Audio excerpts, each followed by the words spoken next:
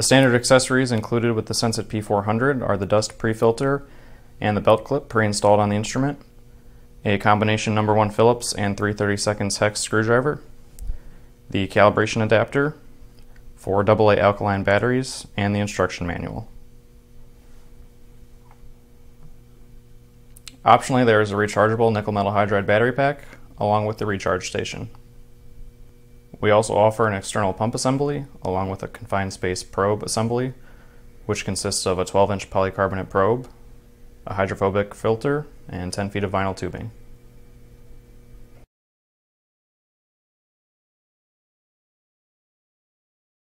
To install the batteries, loosen the 4 Phillips screws on the battery compartment cover and remove the cover. In the battery compartment, we have 4 slots for our AA batteries. The polarity for each is marked on the bottom of the compartment.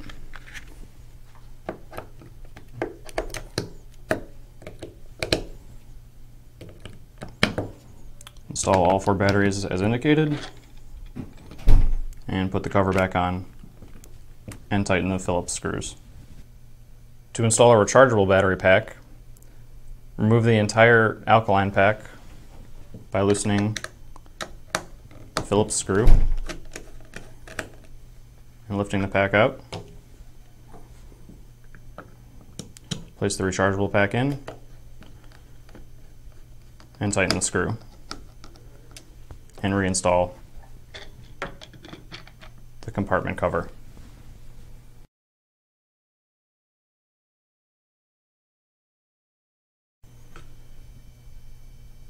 To charge the rechargeable battery pack, ensure that the charging station is plugged in as indicated by the solid green LED.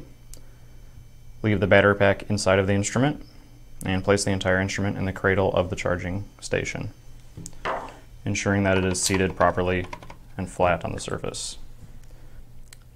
A blinking red LED and a solid green LED indicates that the battery is charging.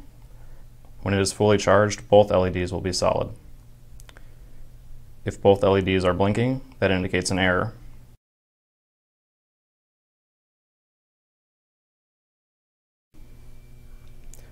On the Sensit P400, from top to bottom, we have indicator LEDs, the dust pre-filter with the sensors underneath, the sounder and communication contacts, the display of the instrument, and indication LEDs on the bottom. On the left side of the instrument, we have the up and down arrow function buttons, which are generally used to scroll through menu items. And on the right side of the instrument, we have the circle and X function buttons.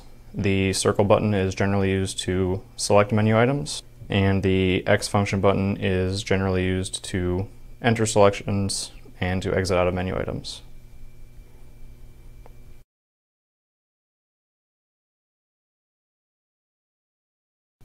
Before use, we want to verify that the dust pre-filter isn't excessively clogged with dirt or debris, which would impede gas from reaching the sensors.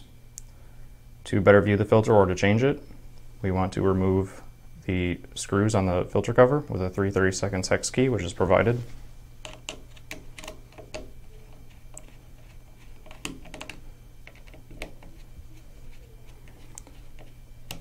Loosen both screws and remove the cover, and we have access to the filter and the sensors beneath. If the filter is lightly soiled with dirt, you can wash it with warm water and allow it to dry before replacing. If it is heavily soiled or damaged, you would want to replace the filter with a new one. Simply place the cover back on and tighten the screws.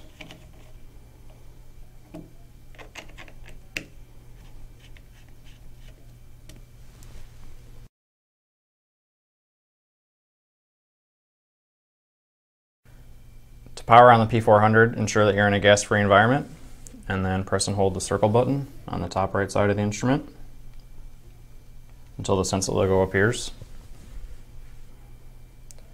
Some system information will be displayed, along with the date and time, and a UI check will occur, where the instrument checks the LEDs and the sounder and the vibrating motor and a pump if it was attached.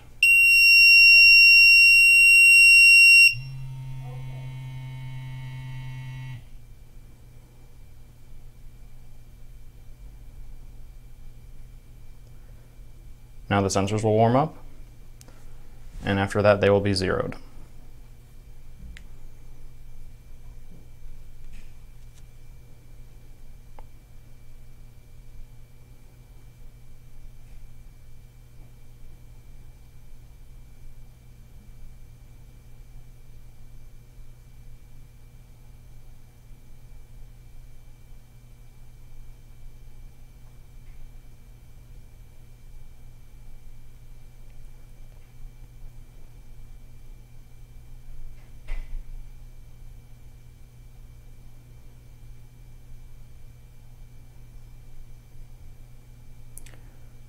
The screen will display when the next calibration is due, and then we'll be on the working display. The green LED at the top indicates that the instrument is ready for use. Across the top of the working display we'll have some basic system information, such as the time and battery voltage, and in this case an SD card icon which indicates that the data logging feature is enabled. Below that we have each gas type for the sensors that are installed, the current reading, and the scale that each are in, such as ppm, LEL scale, percent volume scale.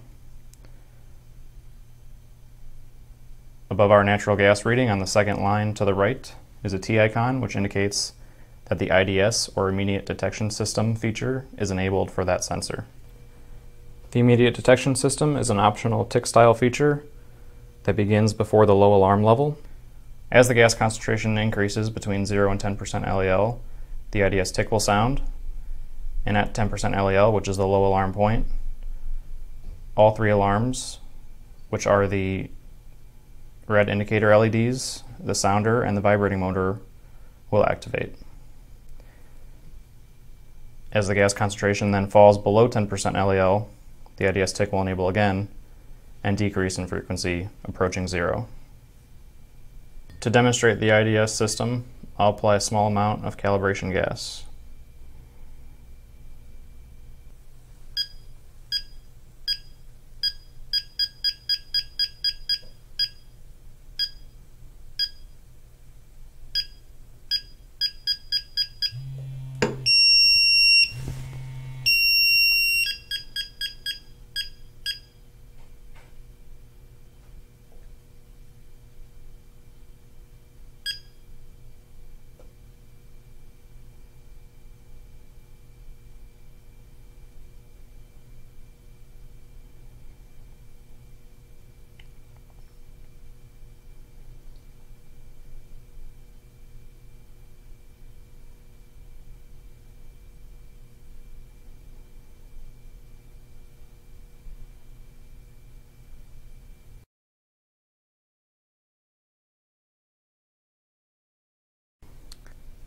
To use the external pump assembly, simply screw it onto the face of the instrument with the thumb screw, ensuring that the pins touch the contacts on the instrument. There will be a brief period where the pump is starting, and we will return to the working display. And we now have a P icon next to the battery voltage at the top of the display, indicating that the pump is attached and running. To attach our probe, we're going to attach the filter assembly to the inlet of the pump at the top, the vinyl tubing to the filter assembly, and the probe to the other end of the tubing. Before use, you should always do a manual flow check wherever the sample is being drawn from, in this case the through holes at the end of the probe assembly. Simply block them with your fingers, and in approximately 10-15 seconds, the instrument should indicate flow blocked. When normal flow is returned, we'll be back at the working display. To remove the pump, unscrew the thumb screw, and remove the pump from the instrument, and press the circle button to acknowledge that you have removed the pump.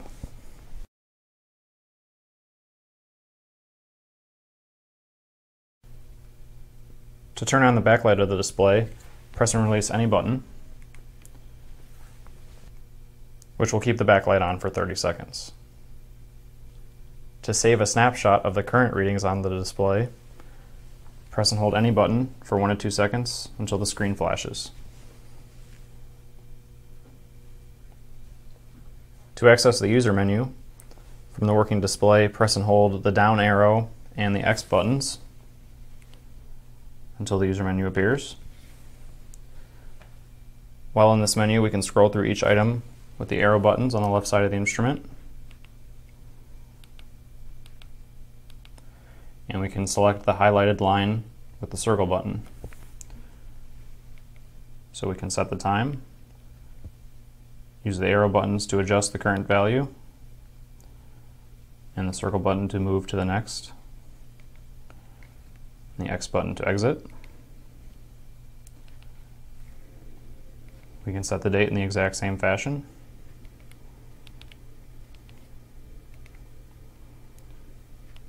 We can perform an auto zero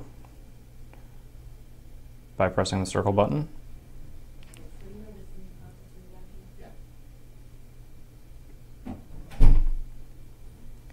We can enter into the calibration menu with the circle button, which we have a separate video about.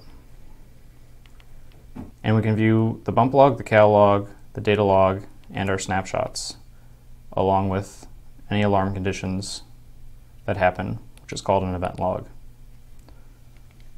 So we can select each and view any bump testing that's been done,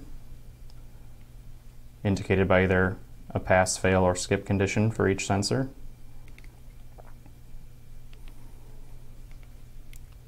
Cal log menu is similar.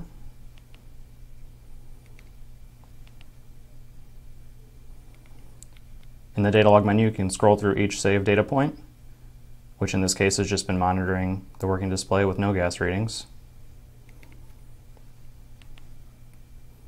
And in the snapshot menu, we can view any data that we have saved.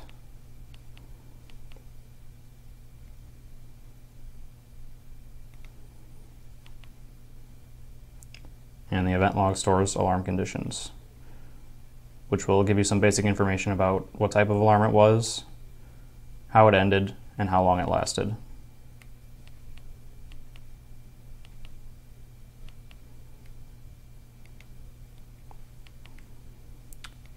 We can view all currently saved settings in the instrument.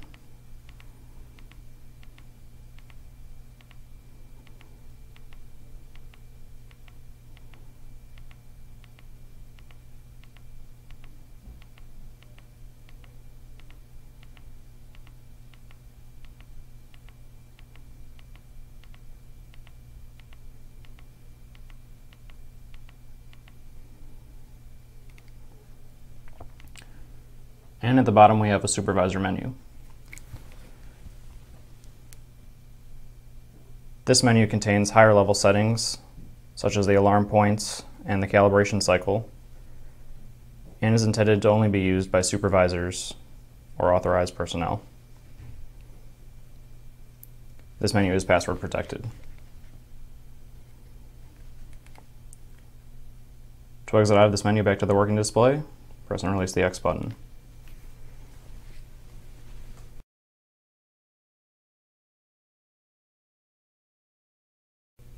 To power off the instrument, allow the sensors to clear in a gas-free environment, and press and hold the up arrow and the circle buttons until the countdown reaches 0.